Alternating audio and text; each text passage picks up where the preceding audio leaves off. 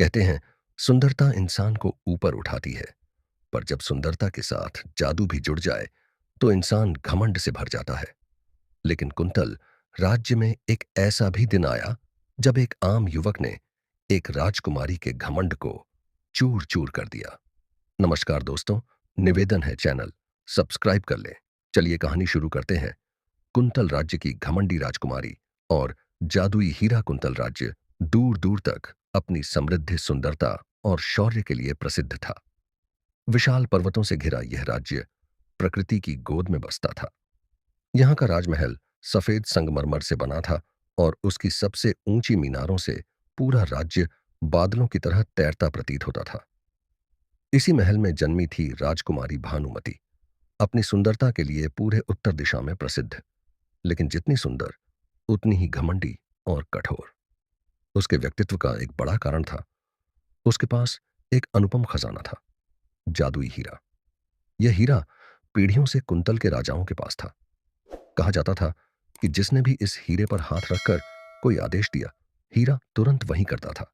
बारिश रोकनी हो, आग बुझानी हो, किसी को महल में बुलाना हो, सब एक पल में होता।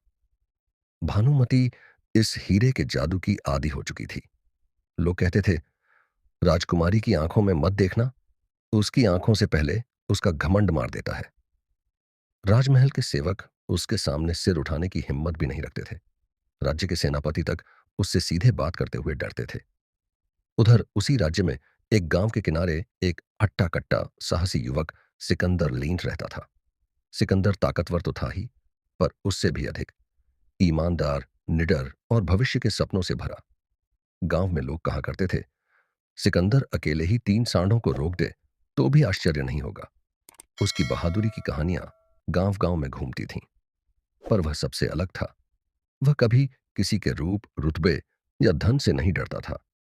एक दिन राजमहल में भानुमति को समाचार मिला कि राज्य के बाहर क्षितिज पर्वत पर एक अद्भुत प्रज्वलित वृक्ष उगा है, जिसे छूने वाला अमर हो सकता है। राजकुमारी ने तुरंत आदेश दिया, मेरे लिए वह वृक्ष ला लाओ, मुझे उससे अपना कक्ष सजाना है। कुंतल राज्य में कुछ भी दुर्लभ नहीं रहना चाहिए। सेनापति ने कहा, महारानी, वह पर्वत बहुत खतरनाक है, वहां भयंकर हवा चलती है। भानुमति ने क्रोध से कहा, हीरे के आदेश से मैं उस हवा को भी शांत करा दूंगी, तुम सिर्फ जाओ।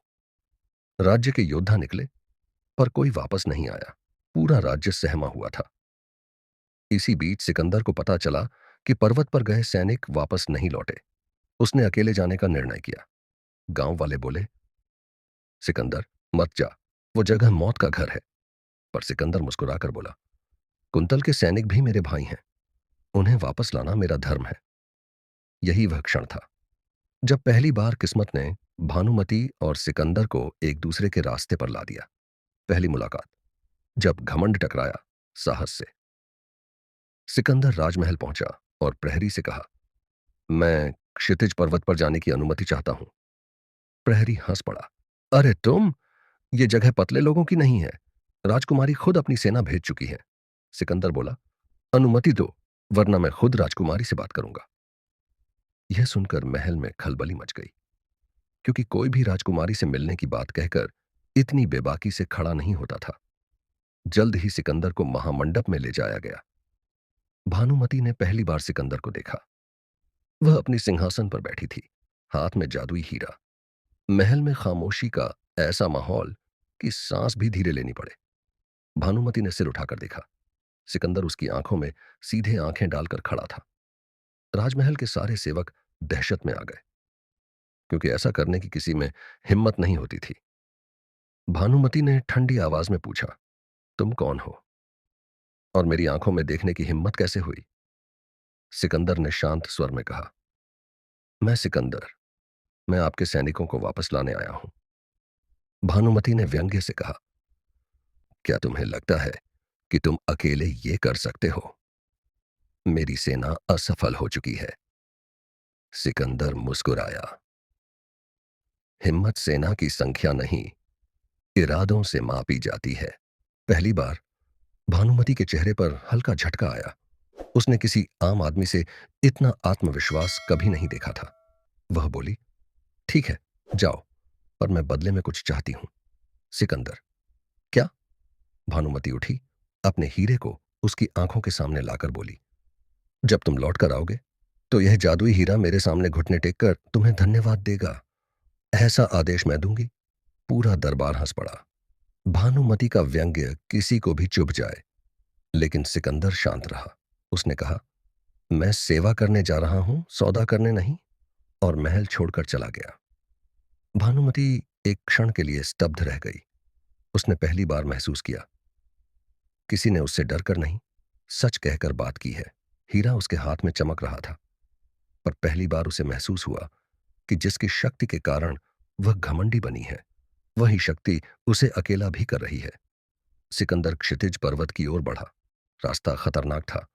सूखी घाटियां, तेज हवाएं, रात में अजीब आवाजें। जब वह आधे पर्वत पर पहुंचा तो उसे सैनिकों के टूटे हथियार मिले, लेकिन सैनिक नहीं दिखाई दिए। जंगल में अजीब खुशबू थी, और तभी एक तेज गर्जना सुनाई दी। उसने पीछे मुड़कर देखा। एक विशाल काला भेड़िया, जिसकी आंखें लाल आग की तरह चमक रही थीं।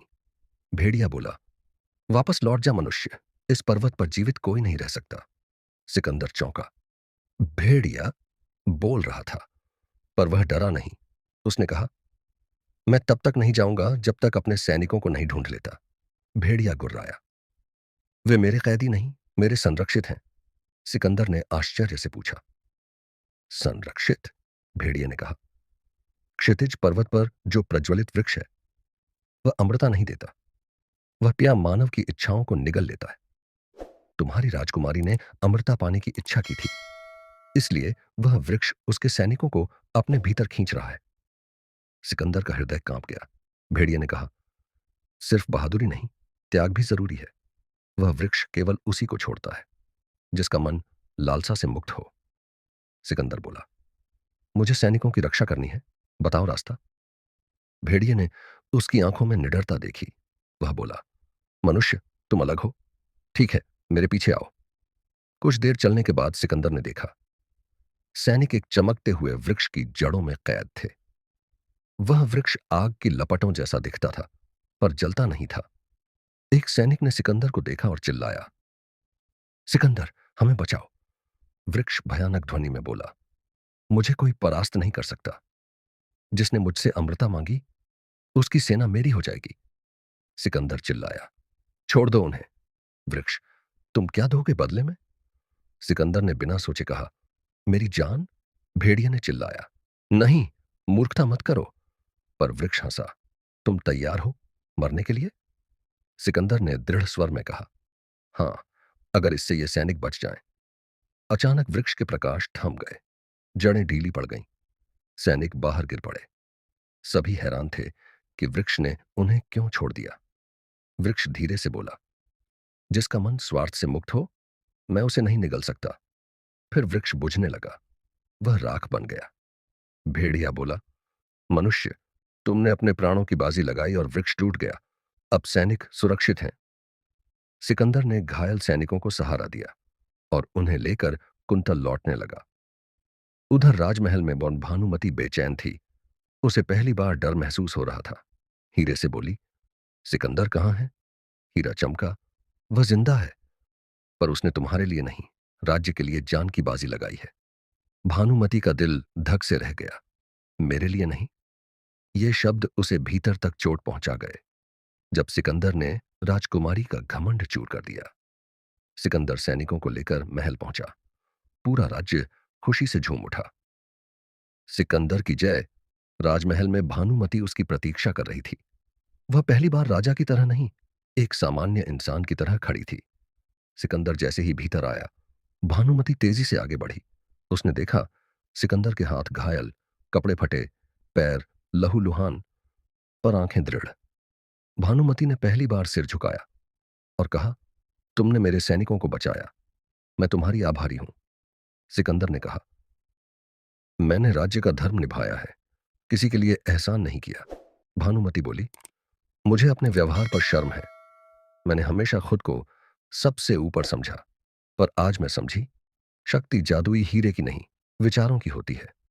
उसने अपना जादुई हीरा सिकंदर के सामने रख दिया। ये लो, आज मुझे इसकी नहीं, तुम्हारे जैसे सच्चे इंसान की जरूरत है।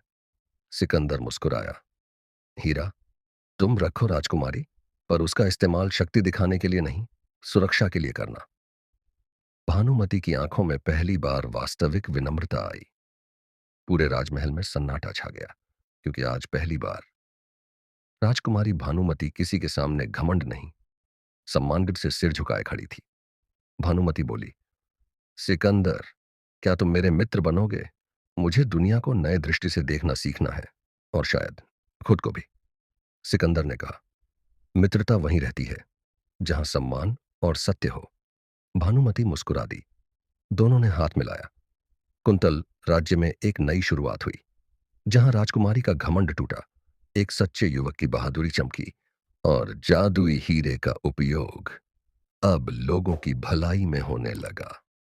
दोस्तों, अगर आपको कहानी पसंद आई हो, चैनल जरूर सब्सक्राइब करें। आपका आभार।